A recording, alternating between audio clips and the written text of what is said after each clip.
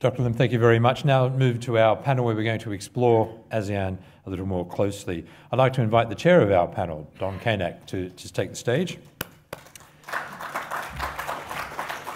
Don Kanak is chairman of East Springs Investments, the Asian investment organization of Prudential and one of Asia's leading asset managers. He's also chairman of the EU ASEAN Business Council, a senior fellow of the Harvard Law School program on international financial systems, and a member of the Council on Foreign Relations, among many other things. Don, thank you very much. Over to you. Thank you, Michael.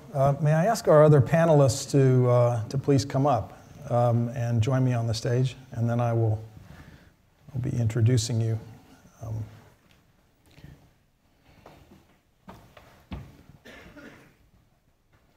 Thanks very much. Well, our first panel took us through the new global order, and now we're zeroing in on a very important region of the world, which, as both Dr. Lim and Michael have focused in, is ASEAN. I think the word I'd like to start in framing this discussion around is the word of optimism. One word, optimism. ASEAN's growth rate, as Dr. Lim said, has been better than the global average for a long time. Our own group, Prudential, has been trading and investing, since that's the subject of our panel, for over 90 years in ASEAN, the first operation being in Malaysia in 1924. And today, managing throughout Asia $170 billion assets under management, and a big part of that invested in the ASEAN region. Optimism is widely felt among European business. This year, actually very recently, in September, the EU-ASEAN Business Council released its annual business sentiment survey.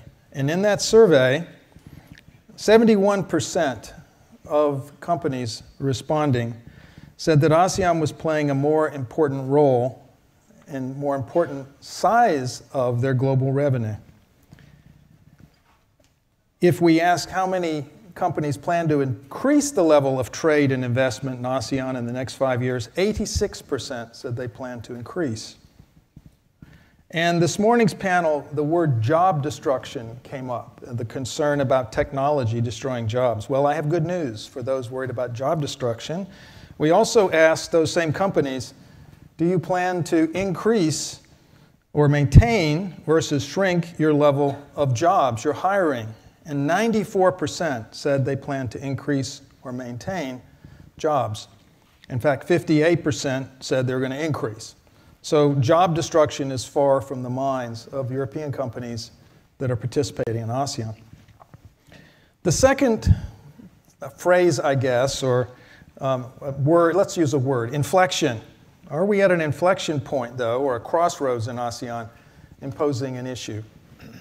I'd like to pose that point because if we look at some of the statistics, there are question marks still before us. Dr. Lim said we shouldn't be complacent. I think it's very true. The recent foreign direct investment statistics for ASEAN as a region, FDI actually declined in 2016. And that was in spite of Europe having an almost 50% increase in its FDI into the region. Trade actually peaked. Trade with the world actually peaked in 2014 and has actually declined a bit. And intra-ASEAN trade, if we compare it with other regions, is still hovering around 23%, which compares with about 60% in Europe. And we might expect ASEAN would be lower than Europe, but actually NAFTA is 40% of its trade was within NAFTA. So there's still room for that connectivity and that integration to play within ASEAN for more. So I guess one of the questions our panel needs to address, or in addition to optimism, is who will be driving that integration further now that the U.S. has pulled out of TPP. We've just had a good discussion around the New World Order in that respect, but will that drive come from internal leadership? What role will Europe play? What role will China play in that? And we have an outstanding panel to address these issues from various different perspectives. Let me just briefly introduce them. To my immediate right, His Excellency Tran Quoc Khan, Vice Minister of Industry and Trade of Vietnam. His Excellency has held the position of Deputy Minister of Industry and Trade since September of 2010 and is also the chief negotiator for the government of Vietnam's trade negotiation team. He's one of the most experienced trade officials in the region, and we're very pleased to have him on our panel. Next to the Vice Minister, Dr. Andrea Frenzel, who is President of Southeast Asia, ASEAN, and Australia-New Zealand at BASF SE, and has held that post since early 2017, I believe. Yes, correct. Before that, Andrea had a number of senior executive positions at BASF, including in Europe, North America, and Asia.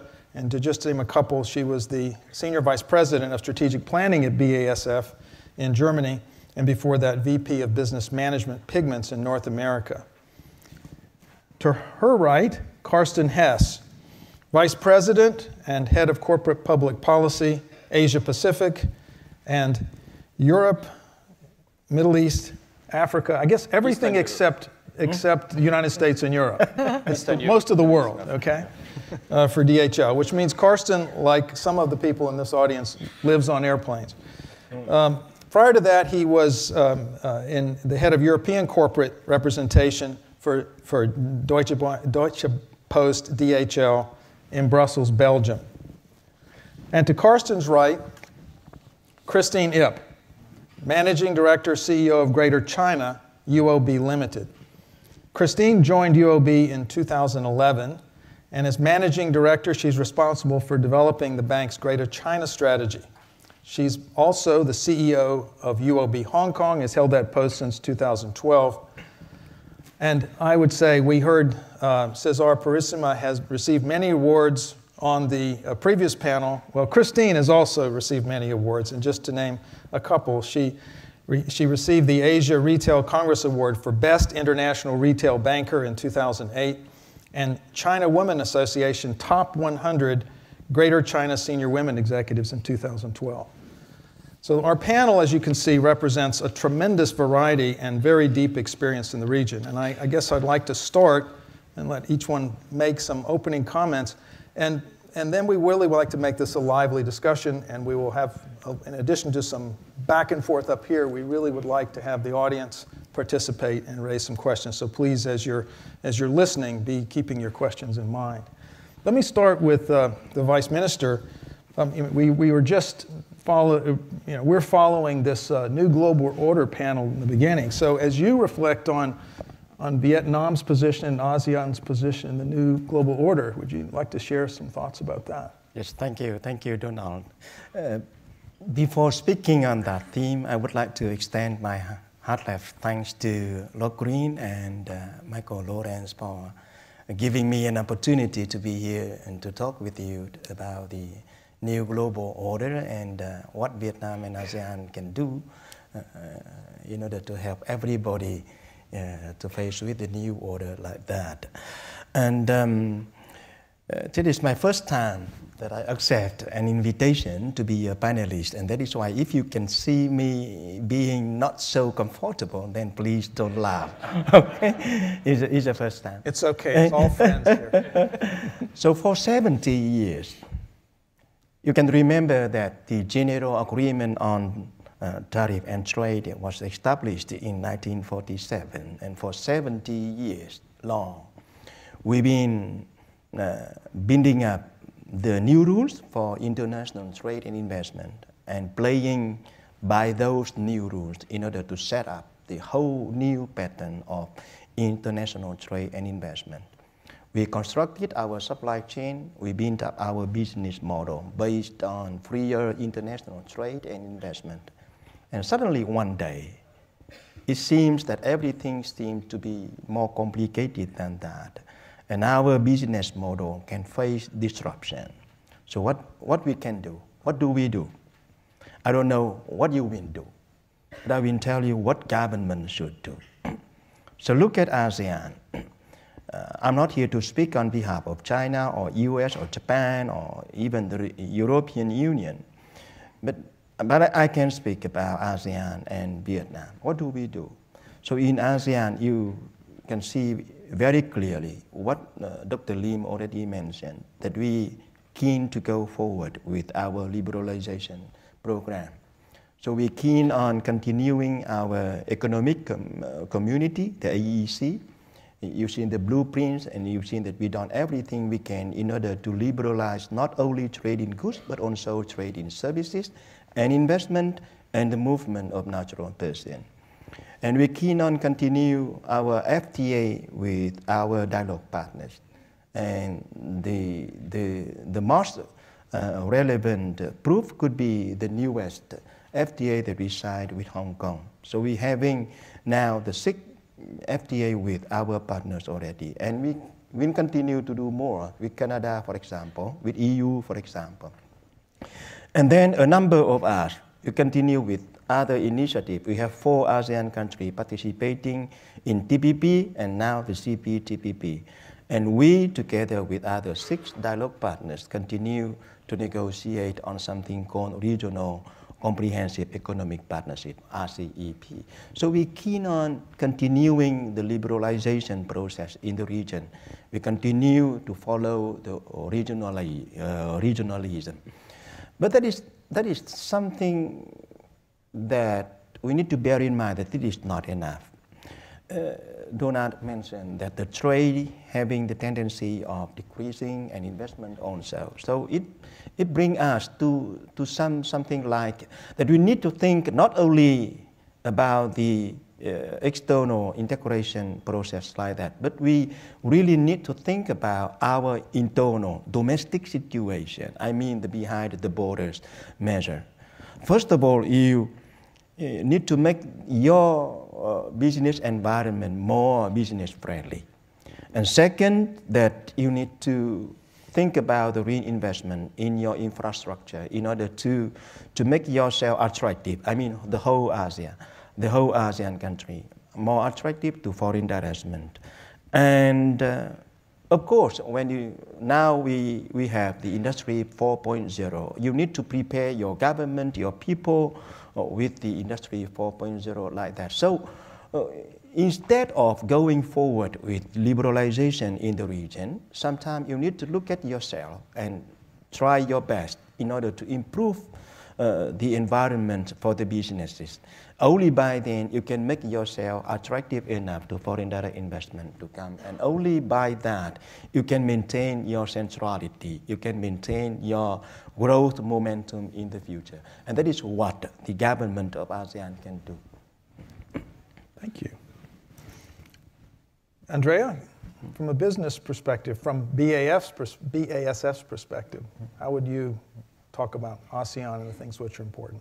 Yeah, so first of all, thanks for having me here to discuss trade and investment here in ASEAN, dear Honorable Mr. Tran and dear colleague speakers and ladies and gentlemen. For us, ASEAN is a very important region, but before going into this, maybe let me touch a little bit on who BASF is. We are a world-leading chemical company. We have about 58 billion euros of sales per year. About 20% of that is actually captured in Asia-Pacific. And I think it's fair to say that we probably touch almost every industry you can imagine that is requiring chemicals. And for us, ASEAN is important because we actually have about 2 billion of sales in Asia-Pacific in this sub-region. That's substantial. It's about 1/3 of our business outside of Greater China. It's a very fast-moving sub-region for us, and we have about 4,000 employees in this region operating in 12 companies. So this gives you a little bit already a feel for the size and the importance of this sub-region for us. We have been in Asia and in ASEAN for several decades already, so we have, let's say, learned some of the lessons. And from a chemical industry perspective, I think it's fair to say that on the one hand, it's a very diverse sub-region with countries of very different maturity levels. At the same time, we perceive it as markets with a lot of similarity in terms of the dynamic, the energy, and the growth enthusiasm that we see here. So let me quickly touch on the 4 lessons, which in the end lead you also to the conclusion one size doesn't fit all for us as a chemical industry. So the first example is in the end that we came to the conclusion we have to think global, but in the end we have to act very local. And I will use Vietnam and the construction industry as a good example here. We started our business in Vietnam by bringing in products from Europe with distribution. This is a quite typical approach. If you are producing industry, you want to somehow build your market. But in 2009, we came to the conclusion that we have to invest in our own assets, construction chemicals, production, which we did, and then expanded with a second plant in 2015. This, in the end, gave us the chance to cooperate with local partners and have a much closer link to the market itself, which is very difficult if you bring in technologies from the outside. And in the end, this has also enabled us to participate in key projects in this country. So, for example, Landmark 81 is a project where we are participating in, where it's probably fair to say with the technologies we bring, we can offer access to new opportunities and technologies in general. The next example I would like to take is, in the end, the trend of halal. And this, for me, is a good lesson in terms of we have to understand what trends are happening in the region, but at the same time, we have to constantly think about how can we scale it. Why is scale so important for us? It's simply because as a chemical industry, it's an industry of global competitiveness. So if you want to be competitive in this environment, you have to have a certain critical size. Halal is a trend which we have seen now becoming more and more important. Let me pick Indonesia as one example. Here we are seeing more requests and even the trend being put into law now, which we have to react to. We have now built a portfolio of about 150 products which are actually certified by halal from the whole start of the production through the whole value chain, even up to the supply chain. And it's something which we are observing in other countries as well now, and it's a good example how trends actually drive different technologies for my industry, but at the same time also how they spread in the sub-region further. The third lesson learned for me is under the headline of local capabilities. As BASF, we have 5 shared service centers globally. In 2005, we had to make the decision where to put the one in Asia Pacific. And we very quickly came to the conclusion that Kuala Lumpur is a very good location for this reason, simply because of this very multinational environment of people operating out of ASEAN. We have now a center there which is servicing our IT, our supply chain financing with services to 16 countries in the region. And the colleagues there have the chance of job opportunities in a multinational environment. And the company, in the end, benefits from the chance to tap into local talent with about 7 languages available in this one spot. So it's a huge asset in terms of local capabilities we can tap into here. The last lesson learned I would put under the headline becoming stronger but looking beyond borders. And here I think we touch on the topic you just mentioned before in terms of the trade. I explained before that my industry is a very global one. We have to compete globally and we have to have a certain size in what we offer. Construction is maybe a bit of a specific example because it is a very local industry. Otherwise, it's a very global business. And here we clearly see the need to drive the free trade agreements further forward. We see the need to reduce non-tariff trade barriers in the sub-region in terms of free flow of talents between the countries, free flow of goods between the countries, exchange of capital. This is something which for us is very important in the long run, and we very much hope for the push and continuation of the negotiation for the EU-ASEAN trade agreement that is now having to follow the Vietnam, which currently has been signed, in Singapore.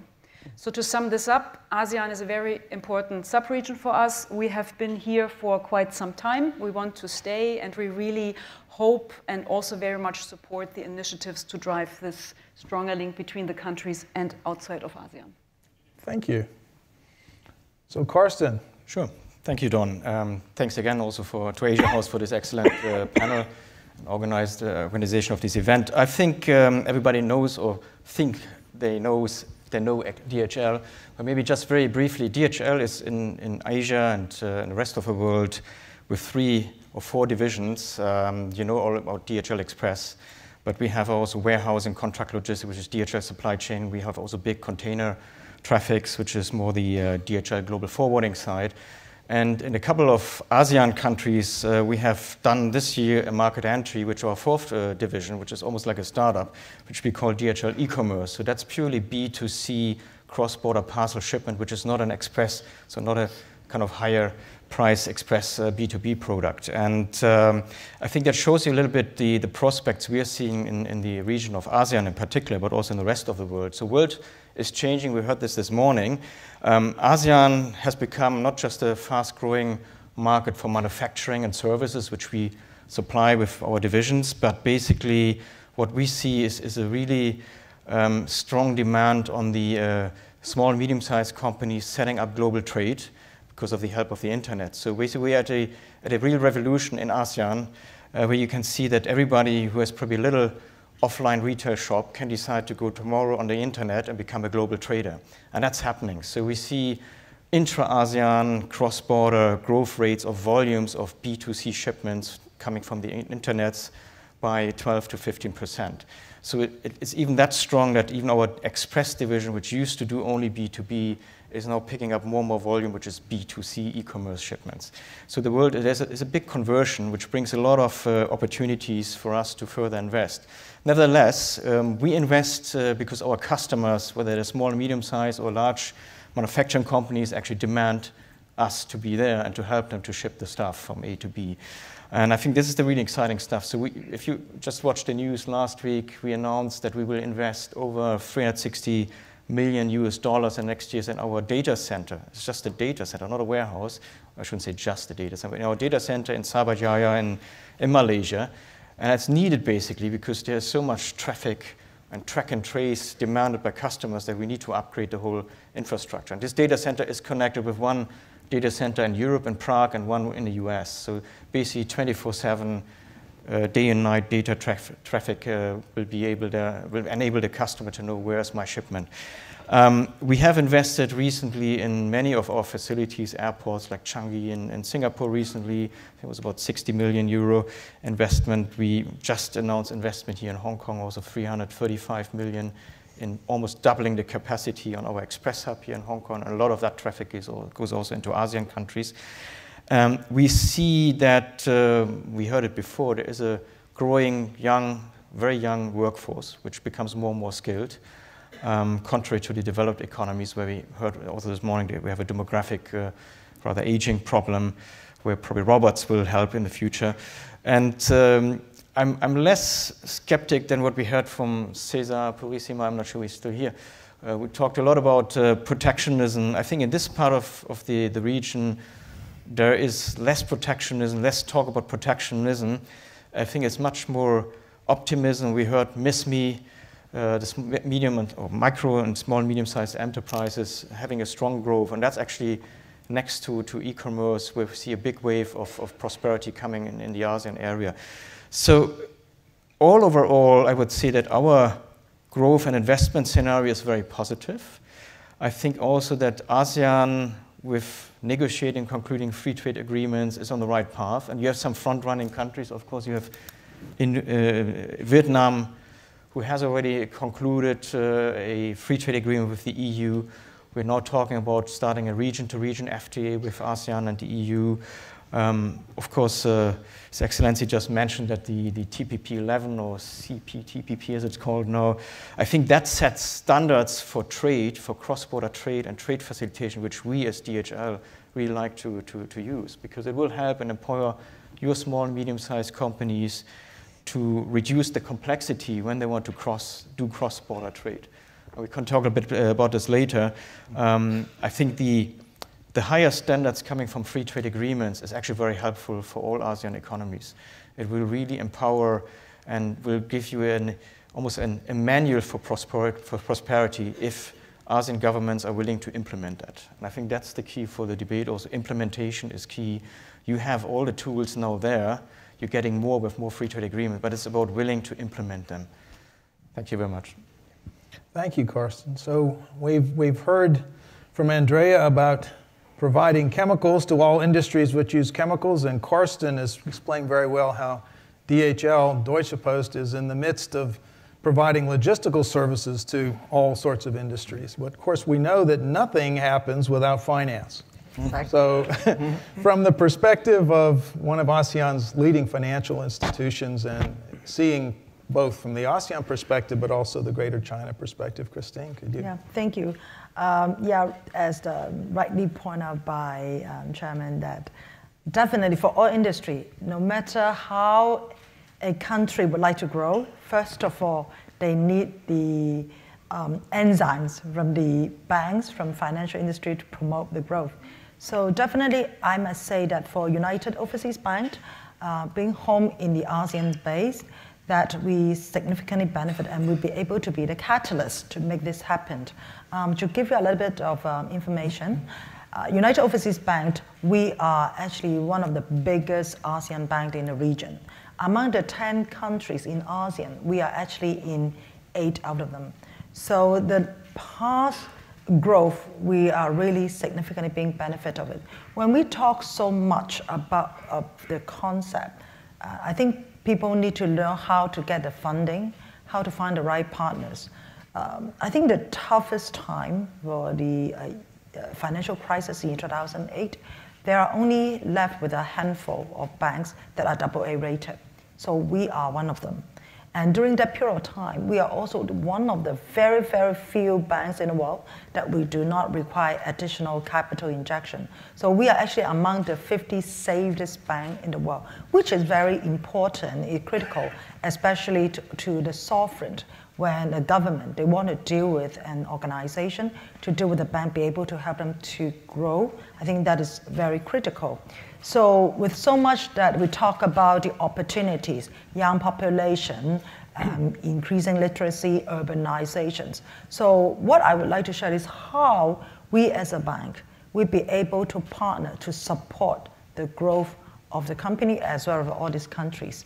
So we are actually not just an ASEAN bank, but on a global front, we are very well covered. We are a global bank that had branches in London, in LA, in New York, in Australia, Sydney, Melbourne, in India, in Mumbai, in Japan, Korea.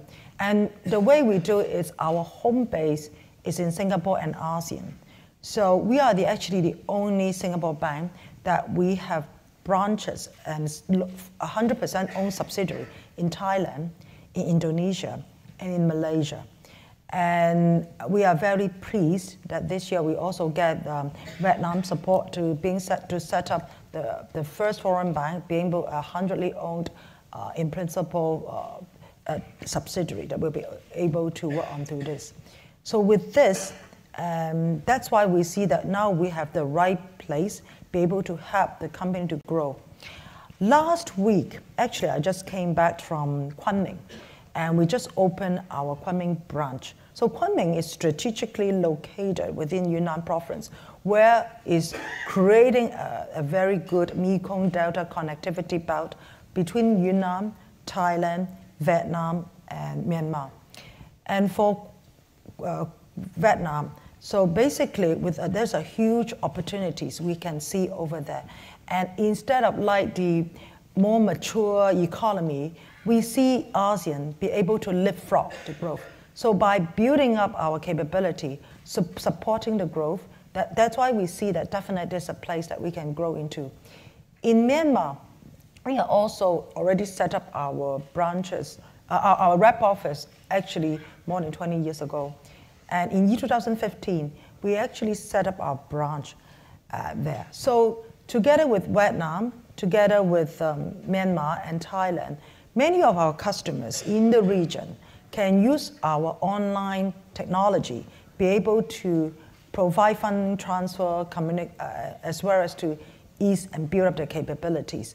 So I think the benefit of having fintech, innovation, creativity, we'd be able to help these companies, government, as they continue to grow. Now, when people start to talk about fraud, about the worry about cybersecurity, and at the same time, UOB also help Indonesia to set up a credit bureau system, which we use some smart technology, so that whenever our customers would like to onboard new customers or other financial institution, they be able to use this platform to check whether the customer they're onboarding they are of good quality or not. And this is very critical because you imagine when there's a new economy starting off, what are the most important things? First, just then we talk about infrastructure, energy, construction, and of course we need hospitality, we need hotel be able to support all this. So UOB, with our knowledge and our based in Singapore, that's why we be able to help to create and provide funding support to all these customers. And more importantly, because we have 100% owned subsidiary, we have actually 400 retail branches in the region. So when the customers like BASF, DHL, and these companies, their employees, expatriates, a lot of them, they be able to need retail banking support as well. So we basically provide an end-to-end capability solutions to provide a lot of our customers from corporate to retail to their senior executive to their local employees be able to provide the solutions. And I think one point I really want to highlight, and probably all of you will experience, when you venture into a new country, you have to face law, accountancy, accounting policies differences, cultural gaps. So what we have is uniquely, we set up a foreign direct investment unit in 10 jurisdictions, whereby we help our customer as they go into venture into be it Vietnam or to Indonesia, they be able to connect our people, and then we will bring them to see the various government bodies to provide a one-stop solution for them, and then be able to connect them to accounting firm, legal firms, as well as to various suppliers. So as you can see, it's a really one-stop solution, and we provide that free of charge because we see that that is the only way we be able to connect the dots, connecting customer, so that they make them feel at ease. So the role for me as a Greater China head is under the Belt and Road initiatives. We have to bring a lot of Chinese customers, be it SOE, privately owned enterprise, or SME, when they come down to Southeast Asia, to ASEAN, we'll be able to help them to provide one-stop solution, and vice versa. When our ASEAN customers, which are home base, when we know them so well, when they come to my parts of the world, to Hong Kong and China, we'll provide financing solutions for them so that they be able to feel at ease when they invest in China. And many of the big customers, when they're not too sure about the quality, because they don't know the customers in ASEAN, but we, being a connector, a super connector, we'll be able to provide the right advice to the customers. So I guess these are the real practical way as a financial institution, as a ASEAN-based financial institution. That's the way we make a difference. We be able to relate and connect with our customers in the region. Thank you. Let me come back to the Vice Minister with a question. You mentioned what happens behind the border is very, very important going forward. And one of the things, I mean, I think there's been extraordinary progress, we would all admit, on tariffs across the ASEAN region coming down by more than 50% from 2000 to 2015. And really, tariffs are much less of an issue today in regard. But at the same time, the number of non-tariff barriers, which are cataloged by ASEAN research institutes, have tripled from 2,000 to more than 6,000 over that same period. This seems to be a very challenging issue, and I'll get our business colleagues to comment on some of the issues they face maybe. But how do you see this playing out in the context of that you talked about behind the border and some of the, do you see this as an area where ASEAN can make some breakthroughs in the next 5 years? Yes. First of all, it is a bit difficult to make a distinction between the non-tariff measures and the non-tariff barriers, because you have non-tariff measures everywhere you go. But if a government applies the non-tariff measure in a too extensive manner and with a different goal, then it can become the non-tariff barriers that the business community doesn't like. So, first of all, I don't criticize the NTM, the non-tariff measures. We're talking about the non-tariff barriers only. And second, you're right. When you open up the economy, sometimes you're facing with reluctance, you're facing with resistance from inside, and sometimes being affected by some vested interest that you would like to have something to protect some vested group from the impact from outside. And that is why you have the intention to use the non-tariff measure here and there in order to protect a little bit your vested group like that. And that should be avoided. That should be avoided. So on ASEAN level, I think that we are doing a lot of things in order to avoid that kind of thing.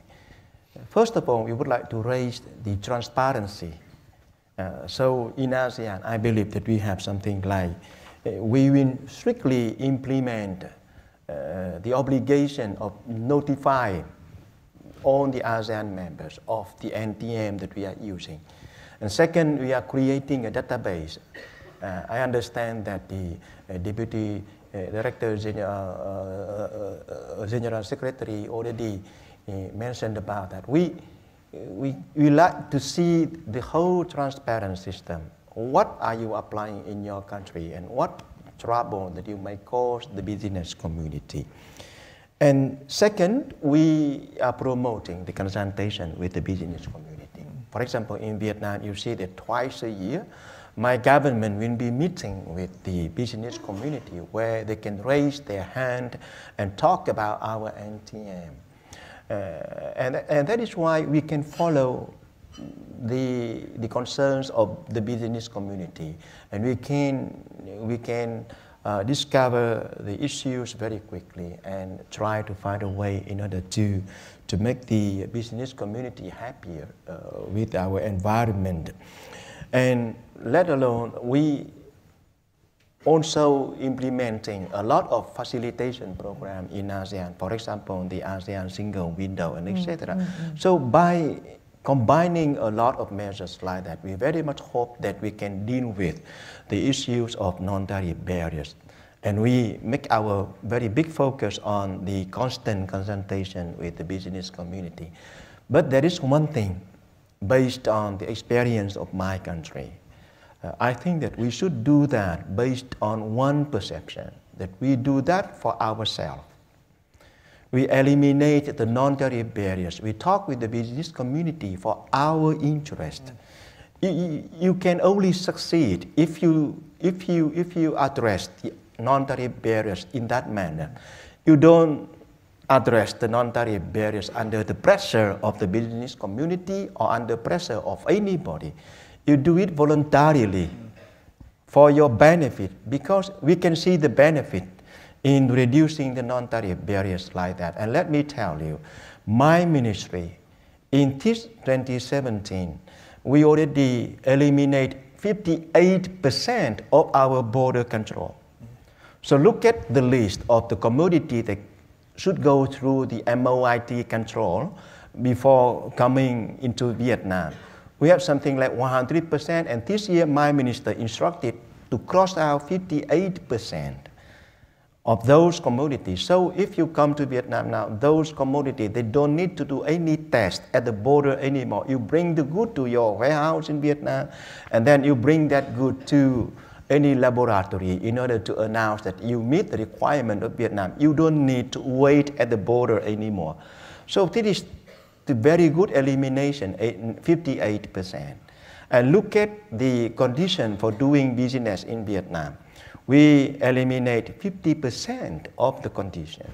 So it would be much easier for our Vietnamese company and somehow the foreign direct investment to come and to set up the companies in Vietnam to do business. So it's very important. You do it for yourself.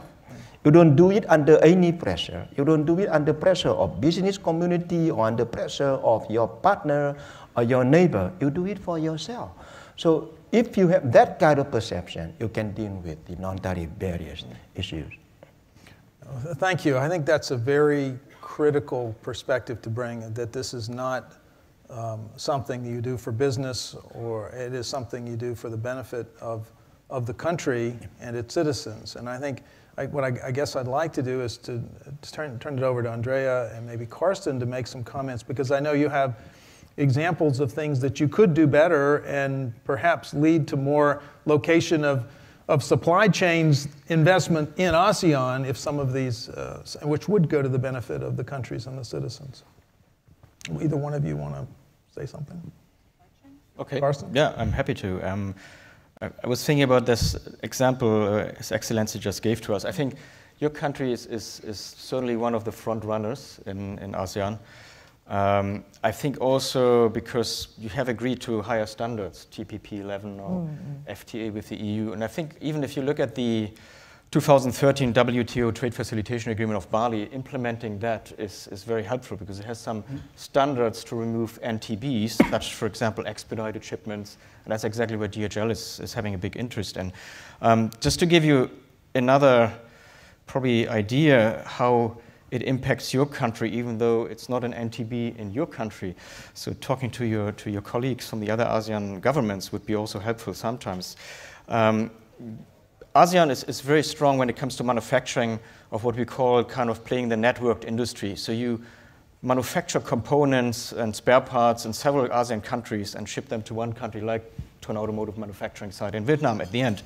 So what we face, for example, I think we could probably double road transport on large part of ASEAN if we would remove NTBs. To give you one example, a neighboring ASEAN country ships with a truck with DHL or another company into a next ASEAN country, and half of the truckload is destined to stay in that country, and the other half would continue to be shipped to Vietnam, to your country, for automotive manufacturing, for example.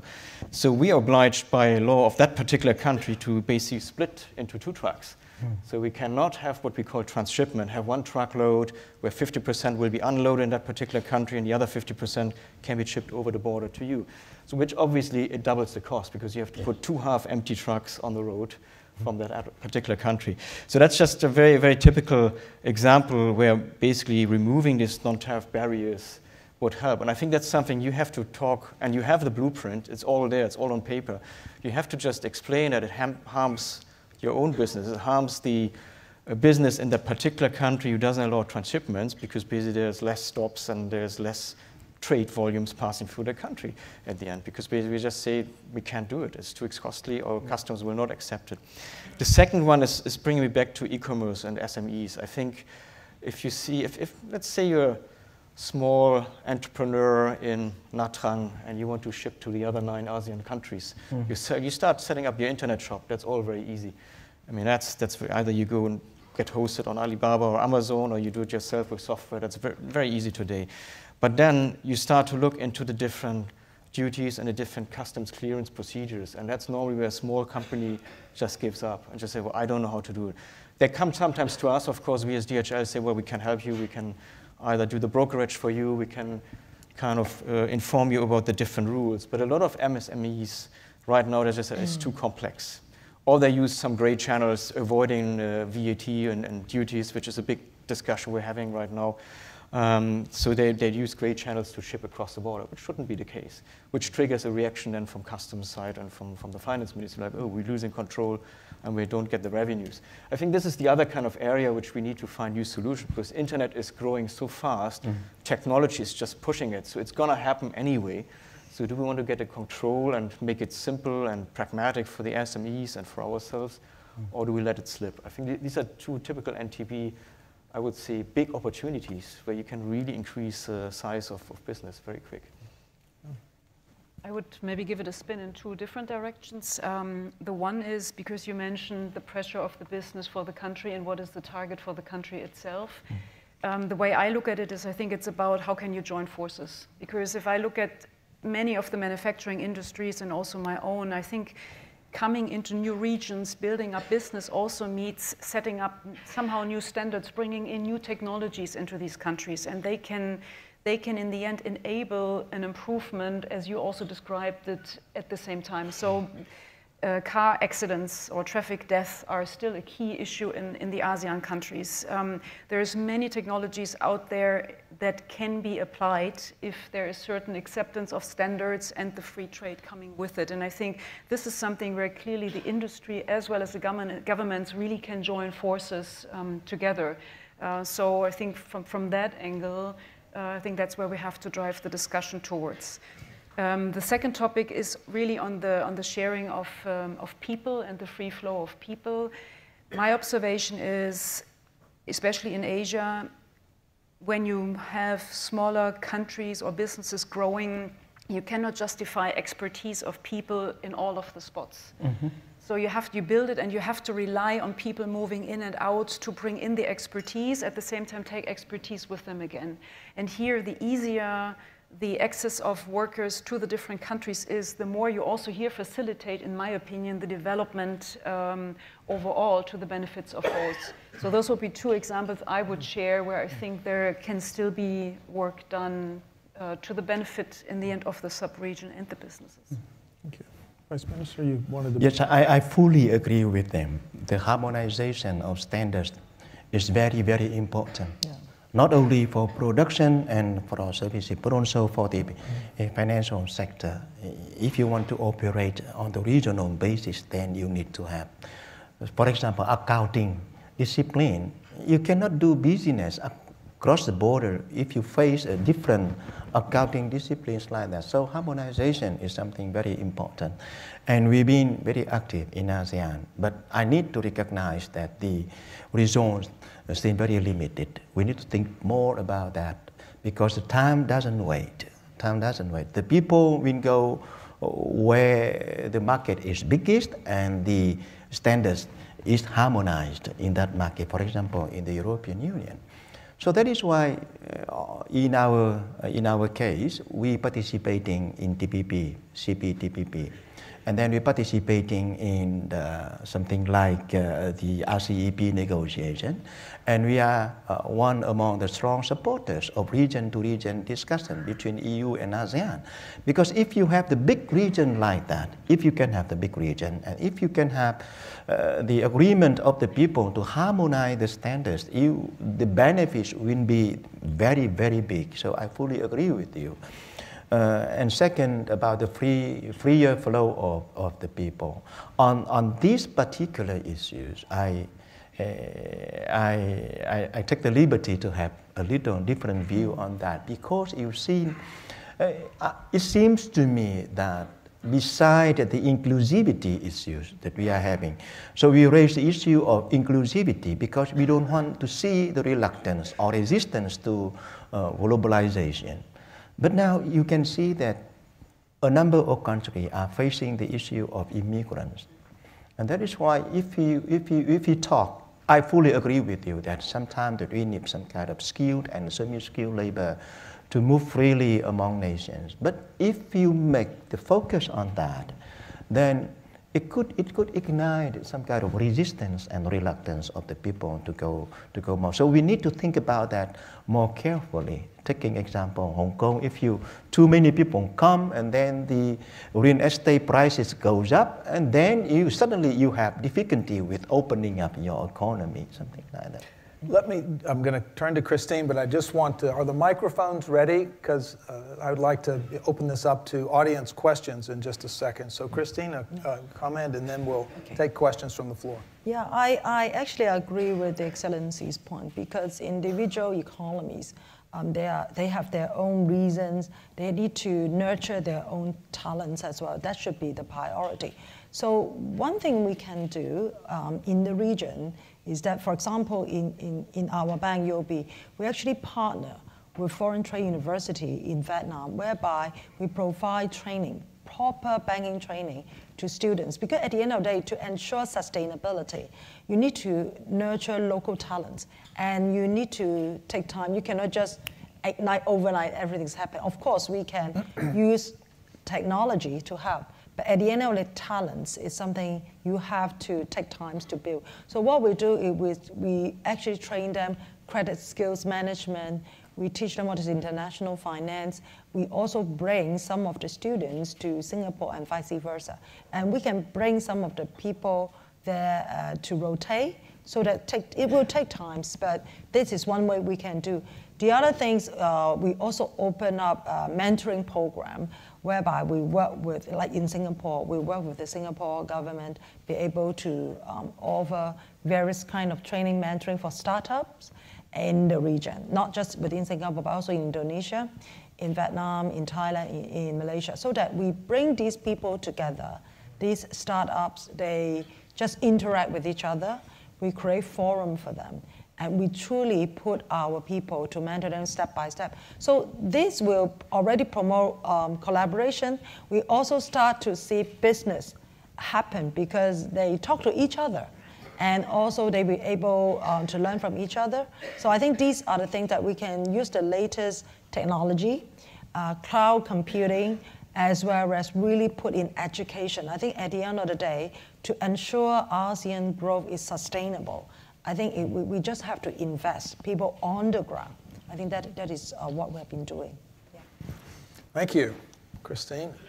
So I think we can take some questions from the floor now. I see a hand over here and one right there. We'll come back to you. Please give us your name and your organization before your question, please. My name is Simon Cox. I'm from The Economist magazine. My question is for Vice Minister Tran, if I may. It's a question about TPP-11, CPTPP. Which country do you think is more likely to join TPP-11 in the future, the United States or China?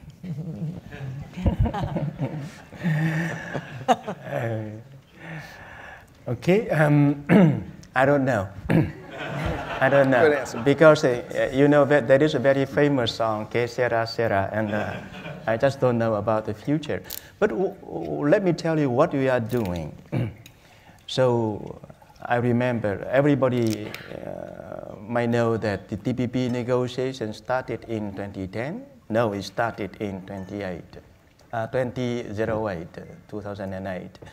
And for 7 years, we built up the new set of standards. And 11 countries without the US, we mean to maintain the high standards like that. And I bet that you already saw the outcome of Da Nang meeting. We suspend only 20 obligations among 1,000 obligations of TPP. We suspend only 20 obligations. So we would like to maintain the high set of standards of the TPP. And 11 countries, we mean to go forward. And you look at the list of the items that we need to finalize before the signing of CPTPP, we have only 4 items on that list. So we are very keen to have the early meeting among 11 countries to finalize those issues. And we look forward to early conclusion and early signing of CPTPP. Second, CPTPP is an open agreement. Living agreement and open agreement. It is open to everybody who accept our philosophy, who accept those standards. So we welcome the US to come back at any time. And this morning we heard Mr. Stratford said that it could happen in the near future, even under President Trump era. And if China feel like the TPP standards, they may come and they may consider to be a part of CPTPP. So we welcome everybody to come into joining us. So the main target here is that you have the new set of standards, because somebody said WTO could be not enough. So look at CPTPP and what it can bring to your country, to your region. And if you feel like it, you can come and join. Thank you. Hi, Your Excellency. I'm from Reuters. I'm going to follow up on my colleague's question. Do you have any expectation as chief negotiator for Vietnam of the timing of when this TPP deal could happen? And then to continue on your answer, does Vietnam still have any concerns about the TPP deal? So great. She's asking, when do you have any expectation of when the TPP deal will happen? Maybe you should stand up. I'm sorry, would you stand up, please? Just need to be ratified. Sorry. Agreed. Do you have any expectations of the timing for this new deal, Mr. Currently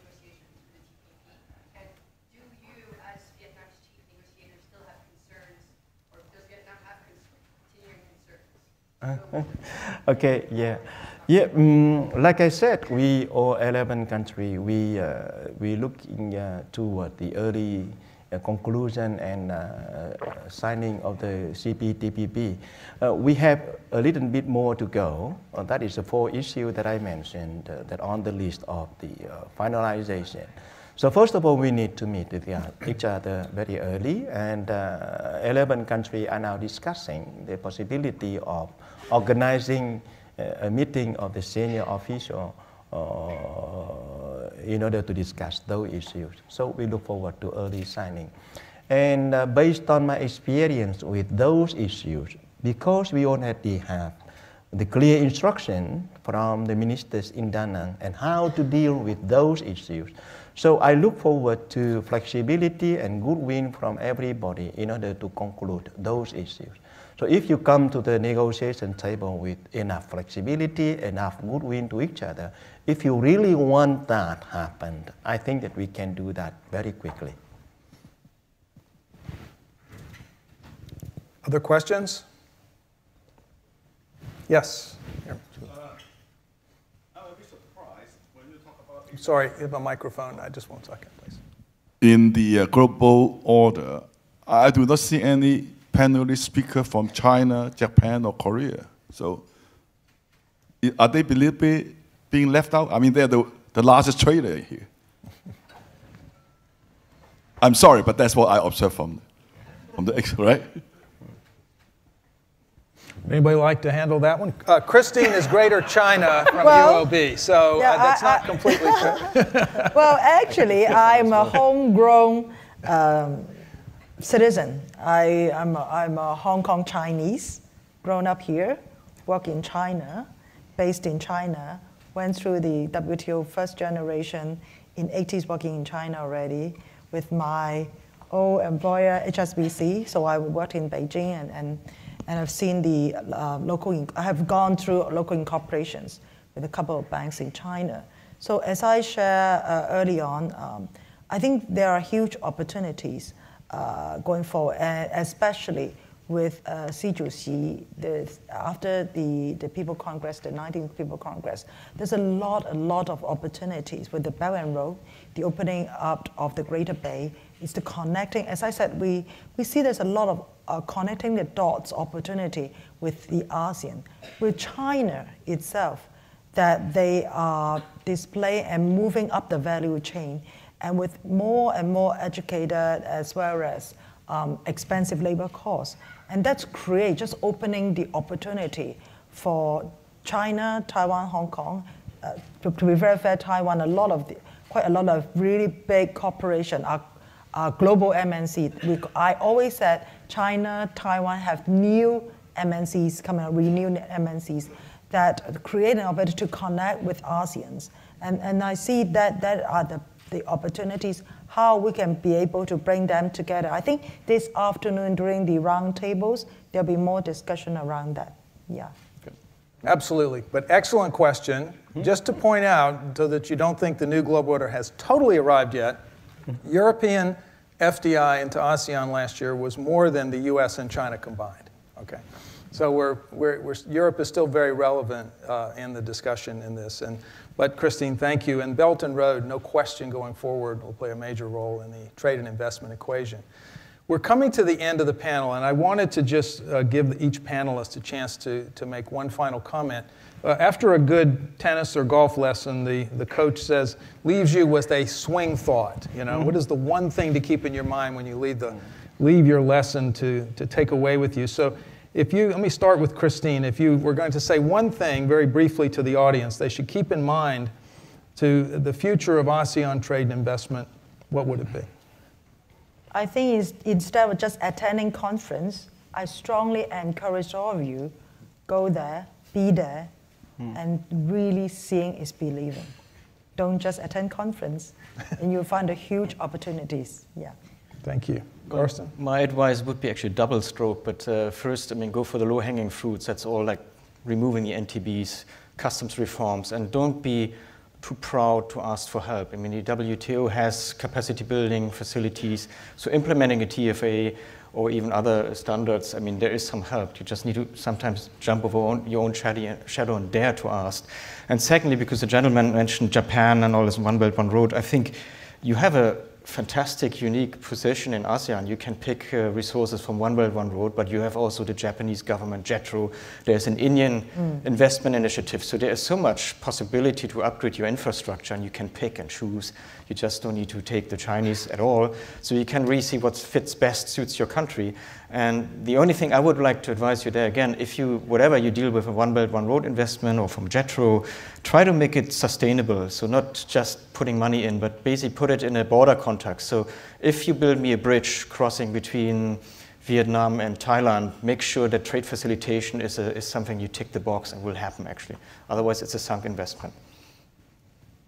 So from my angle, it would be that on the one hand, all of the countries are very unique. At the same time, for me, it's really about learning from each other. I think the big advantage of the sub-region is that there is many ideas, many things already established. And I think building a little bit on what you just said is learn from each other to become quicker and not have to reinvent it again and again. We'll give you the last word, Your Excellency. Yes, I would be a bit lengthier because, you know, this is my first time, and that is why I have too many things that I would like to convey to you. So let me talk about three things. The first thing is that EU-ASEAN, you coming from Europe, and I think this is the very right time to restart, to resume the discussion region to region is the right time. We initiated that back in 2005, and it was a bit immature at that time.